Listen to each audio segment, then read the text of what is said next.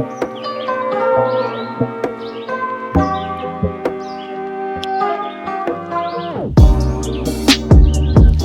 welcome back everybody. It's been a while since I've done any videos, but it's not from lack of trying.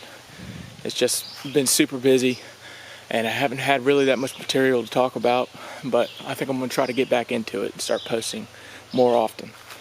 And here I am. I'm out here tending to some tree stands. I think this is a spot I'm really excited about this year. It's kind of a bedding area way back about 100 yards that direction, kind of a ravine. So we'll see if they funnel through here. I've been out here checking trail cameras and cutting down some stuff. Shooting lanes. Should be pretty good. It is actually July 4th. So, go America. Happy Independence Day. But I actually just recently got the new SpyPoint Flex trail camera. Just came out. There she is. Should be taking a picture. I've had a lot of good luck with these SpyPoint cameras. I run 4 or 5 of them, so I think should be all right with it. It's nice just having it all come back to one app instead of switching out. And I'm really excited about this Flex camera because it takes videos and it takes 33 megapixel pictures, which is a lot better than what the regular SpyPoints do. I think they do like 12, so it's usually pretty grainy, but you know, it's kind of cool to get it immediately. So here I am. I just hung a scrape vine. I'm trying it out, see how it does. I'm using this, I don't know, you can see how big my thumb is. I don't have small fingers, so that's probably an inch and a quarter. And it took me a while, but I ended up throwing it over a branch and hanging it, pulling it back to me, and then tying it off over there on another vine. So I'm going to try to make a mock scrape. Try not to touch it too much. But I want to see with this new camera if I can't get some good videos. Maybe see if I can have those to post as well. But I think that should be good. We'll see what it looks like tonight. Hopefully I'll get some pretty immediate results. But everybody always told me that when you do these vines, you need to get something that is relatively fresh. So as you can see, if it'll focus, it is dripping.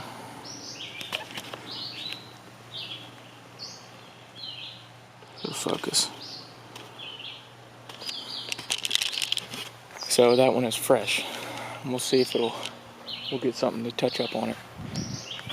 But for now, that's gonna be it. I do have some food plots that I'd like to show everybody. I ended up planting some buckwheat this year. Got it in a little late. Got it in probably 2 weeks ago, but that's alright. I don't think I'll need it too much because I'm just gonna cut it down and then till it in, give some more organic matter into the ground. So, should have some exciting stuff going on. We'll see what happens. Stick with me. Gotta get going.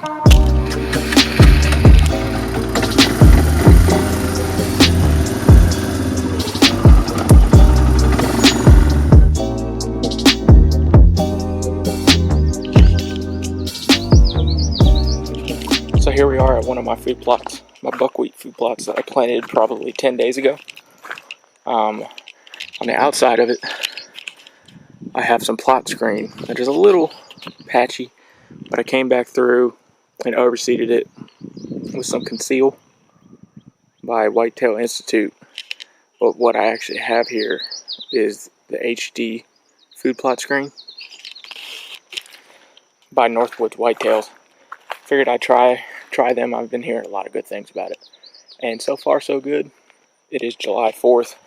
I planted it roughly a month ago, give or take, a month and a half. And it's doing pretty well. It's 5-6 feet in some spots, and other spots it's 2 feet. So we'll just see what it ends up doing. But this buckwheat food plot, I'm really proud of, actually. You know, you can get it to grow just about anywhere. Here's some better views.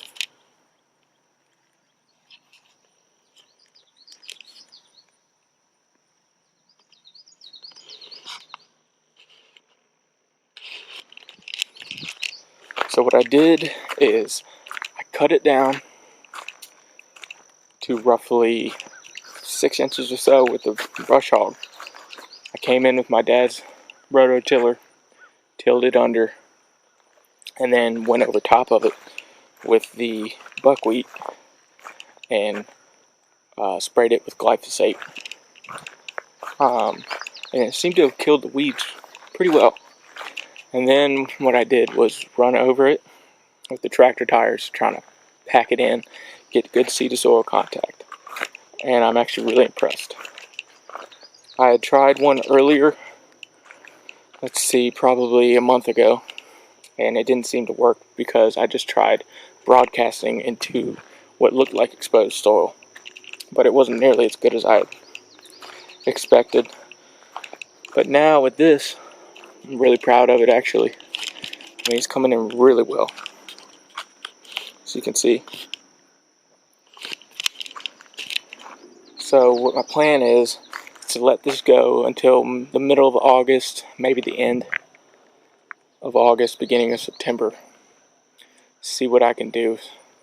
Get to that 6 weeks and then cut it down and then till that back in as organic matter into the soil. And then I actually have another food plot on the other side of this buckwheat that I will show you. That's only a week old. Actually a week old tomorrow. But I have a tree stand right up there in that tree. Right there. That overlooks both of these food plots. This food plot I think I'm going to plant in Pure Attraction by Whitetail Institute. It's a mix of oats and radishes, I believe. So we'll see. I don't know if I want to try no-till with the buckwheat and crush it down, or if I want to till it under. I'm not exactly sure yet, but we will see. So here I am with some more plot screen. And you can see that right there is 2.5 feet. That's 3 feet. And I have it running all along the edge of this field. It's just not popped up quite yet. So this food plot, I did the same exact thing, except I didn't spray it with glyphosate. So the rototiller did a reasonable job killing the weeds.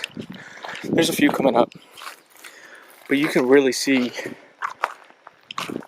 the buckwheat popping up. It's thicker in some areas than others, but I'm pretty impressed with this for being only 6 days old. So with this food plot, I'm not exactly sure what I want to do yet. It'll be something different than the Pure Attraction on the other side, more than likely. So here is my tree stand again. It's right up in this spot. And the goal is to be able to come back from up there at the barn and be able to hide well enough behind the plot screen to sneak up into this finger and then get up in that tree stand.